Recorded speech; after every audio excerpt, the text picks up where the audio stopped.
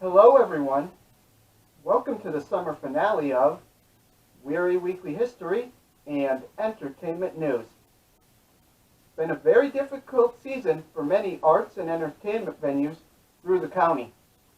The ever-changing landscape of COVID-19 has caused delays, cancellations, restarts, false starts, and limits on attendance.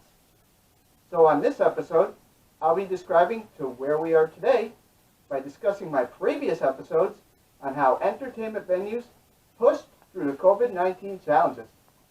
Get ready for a lot of information. First, it's time for this week's trivia question, which will be answered at the end of the show. This week's question is a little bit different because it focuses on previous segments that I have done.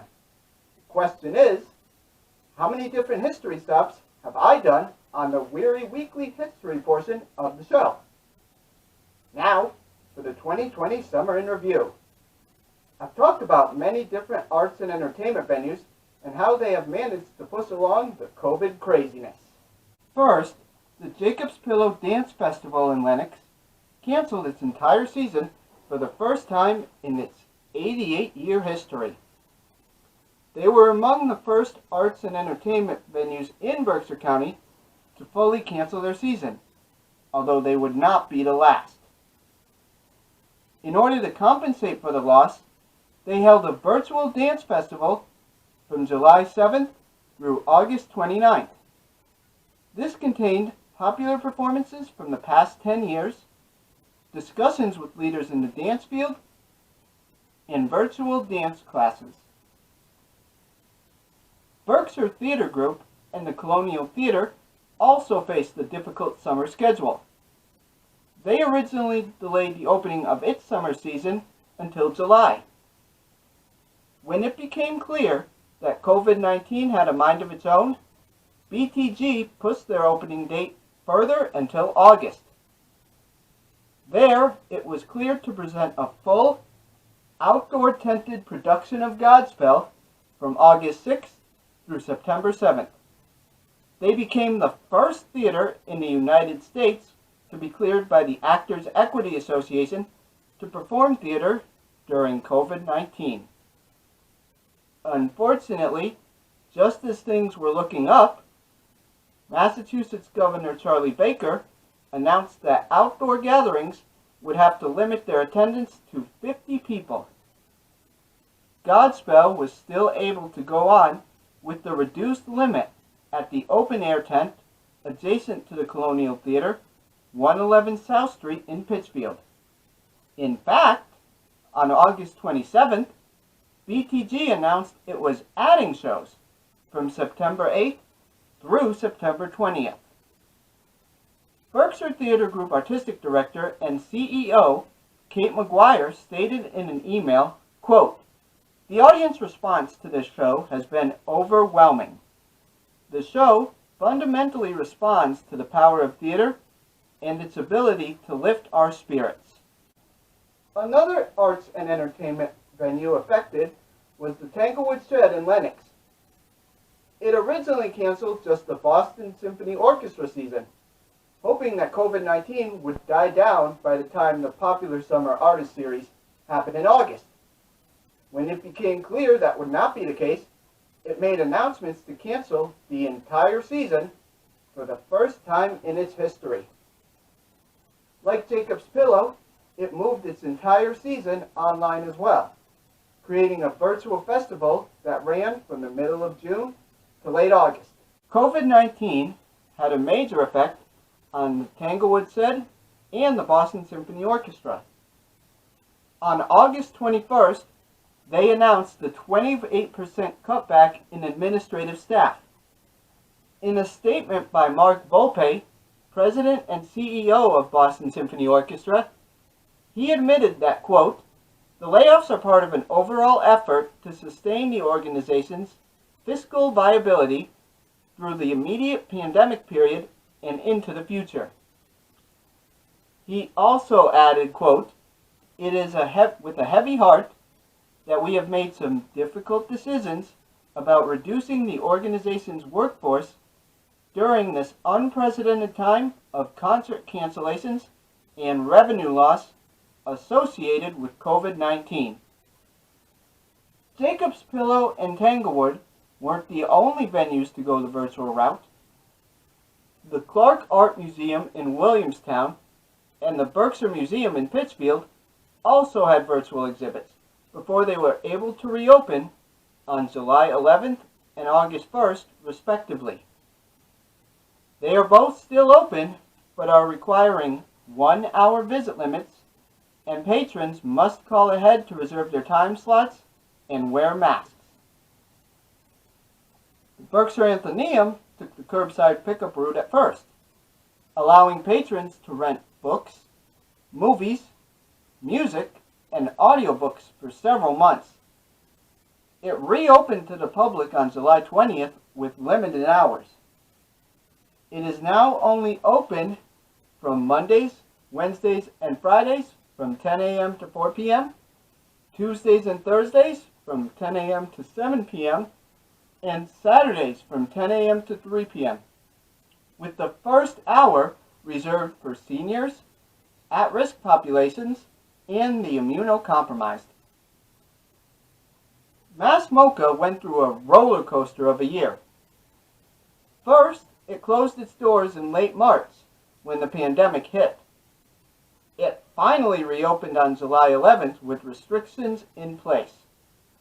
Like most art and entertainment venues, it requires patrons to wear masks, stay 6 feet apart, and make scheduled 1-hour visits.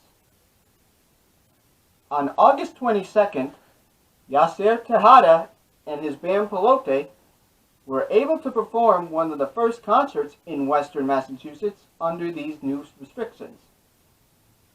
Just when things were getting back to normal, Joseph Thompson, the founding director of Mass Mocha, announced that he will be stepping down on October 29th.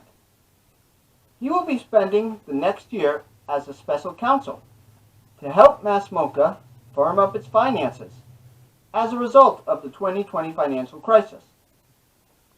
He has helped Mass Mocha become one of Massachusetts' most popular tourism destinations, helping to create events like the Solid Sound Festival with Wilco, and purchasing art from Sol Lewitt, a wall drawing perspective. Tracy Moore, who joined Mass Mocha as Deputy Director and Chief Operating Officer last year, will replace Thompson on an interim basis. Maybe no other entertainment venue has had the roller coaster that Barrington Stage Company in Pittsfield did.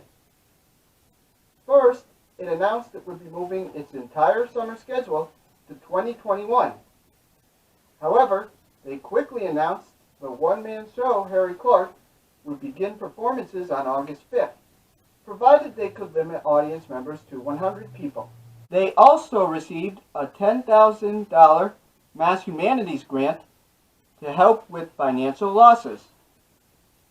Eventually, the stage received clearance from the Actors Equity Association to start performances of Harry Clark at the Boyd Quinson main stage. However, a hiccup occurred when Massachusetts announced that Phase 3, Step 2, which would allow indoor theater venues to open up, would be delayed as a precaution in late July. This forced Barrington Stage Company to switch the performance outdoors, under a tent at 55 Linden Street in Pittsfield. While the production of Harry Clark was in full swing, yet another bombshell dropped. On August 11th, Charlie Baker made the previously discussed announcement to limit outdoor audience events from 100 people to 50. Barrington Stage Company applied for an exemption waiver, but Governor Baker made it clear that all theater companies would comply without exception. While this did not affect Harry Clark, as it wrapped up performances on August 15th, the future of Barrington Stage was completely changed. It switched the bulk of its programming from live and in person to digital. This affected 3 cabarets and 3 plays, as seen by the shows here. Barrington Stage Company exemplifies the struggles that many arts and entertainment venues face throughout Berkshire County and the world. Besides the usual museums, theaters, and libraries, I've also had the chance to talk about some unique places outside of the usual arts and entertainment locations. One of the most popular tourism destinations this year has been nature trails. Due to COVID-19, they were originally closed, but on May 15th, several nature trails reopened up. These included Pleasant Valley, Tracy Brook, and Canoe Meadows. Eventually, these grew to include the Rail Trail, Mount Greylock, and more. All of these places require visitors to wear masks and stay 6 feet apart. In addition, most of the public facilities within these nature trails are closed until further notice. On the July 2nd episode, I briefly talked about the Pittsfield Farmers Market and its decision to go virtual. This was just a hint of my future August 12th episode. That week, I discussed 7 different farmers markets throughout Berkshire County. I mentioned how the North Adams, Williamstown, Lanesboro, Lenox, Pittsfield, Great Barrington, and Lee farmers markets were doing during this pandemic, as well as giving rules and regulations. This episode was also special because it featured my first on-location filming at the Lanesboro Farmers Market. All farmers markets are requiring visitors to wear masks, but the method of ordering varies. Some, like Pittsfield, are only being held virtually. Some, like Lanesboro, are being only held in person. And others, like Williamstown, are a combination of online ordering and in-person shopping. Some of the most popular summer gatherings were canceled in 2020. With people in close proximity with each other a major risk factor in getting COVID-19, these events had no choice but to cancel. Memorial Day parades are some of the earliest signs of summer, but every city and town, from Pittsfield and North Adams to Williamstown, all the way down to Lee, canceled its major events, asking everyone to stay home and hold private gatherings. The Pittsfield 4th of July Parade, one of the county's biggest gatherings, made its decision to cancel on May 20th, citing the size of the parade, which is usually over 5,000 people, as the reason for its canceling. To compensate, PCTV aired a 4th of July special, airing all archived parades possible, starting from 1993. Pittsfield also announced that they would be canceling the popular Third Thursday series on June 17th. In a statement with Pittsfield Mayor Linda Tyre, the Third Thursday Committee stated, quote, "While there is a possibility that street festivals may begin in Phase 4 of the Reopening Massachusetts plan, the magnitude of planning, organizing, implementing, and hosting a Third Thursday is more than we ought to undertake at this time." This was a major blow to the city of Pittsfield, which had already undergone so many financial difficulties. North Adams also made the difficult decision in June to cancel all summer events. These included the concerts at Windsor Park, the Eagle Street Beach Party, and Movies Under the Stars at Coles Grove Park. Additionally, North Adams had to cancel the Fall Foliage Parade and Greylock Ramblefest when it became clear that COVID-19 was not going to be going away anytime soon. Sports also struggled to make an impact in Berkshire County this summer. In early May, the Futures League, where the Pittsfield Suns play, voted that they were going to delay the season. This would include a no fan rule, cancellation of fireworks after games, and temperature checks for players prior to games. Unfortunately, the Pittsfield Suns would not be a part of the season. On June 20th, Suns owner Joe Palucci sent a letter to the other 6 teams and the Futures League Commissioner's office. It read in part, quote, "In May, our organization developed a logistical plan to reopen our parks, filled with safety measures recommended by experts. That list was extensive and contemplated the safety of our players, fans, and coworkers in the most complete way possible. Sadly, we have determined that we are unable to guarantee those measures." End quote. The North Adams Steeplecats also did not play this season, as their entire league, the New England Collegiate Baseball League, canceled their season altogether. On a more positive baseball-related note, former Pittsfield Suns player Cade Cavalli was selected in the first round of the 2020 MLB Draft by the Washington Nationals. Cavalli, who pitched at the University of Oklahoma, played for the Pittsfield Suns in 2017 and was named to the Futures League All-Star Game. If you're still curious about going to a sports-related event, make sure to visit the Baseball in the Berkshires exhibit before it closes in mid-September in Dalton. I was able to film there on location on August 26th episode.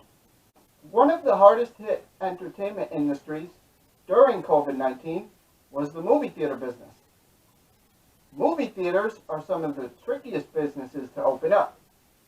A combination of safety issues and which movies to play caused headaches this entire summer. To ease tensions, Shakespeare & Company announced on June 4th that it would be seeking a permit to show drive-in movies in collaboration with the Berkshire International Film Festival. This was approved unanimously by the Lenox Zoning Board of Appeals. Movies there were very limited and mostly included Shakespeare adaptations. The Wehry Theater in Great Barrington also was approved to show movies in late July. They were able to show a total of 15 movies in July, August, and September. Major movie theater chains seem to be going in circles with their reopening dates. It was a constant battle of where to open up or to shut down. You might want to sit down for this one. This is going to be a complicated story. First, Regal Cinemas announced in late June that it was planning a July 10th restart date. However, as COVID-19 grew worse and worse, this became a false start. Then, in late July and early August, Regal Cinemas announced plans yet again to open theaters nationwide, this time with a premiere date of August 21st. Last week, I discussed how both the Beacon Cinemas in Pittsfield and Regal Cinemas in Lanesboro were not opening up quite yet due to local restrictions.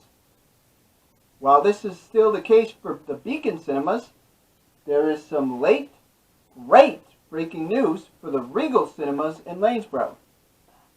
Massachusetts has allowed Regal Cinemas to open up all across the state. This started on August 28th.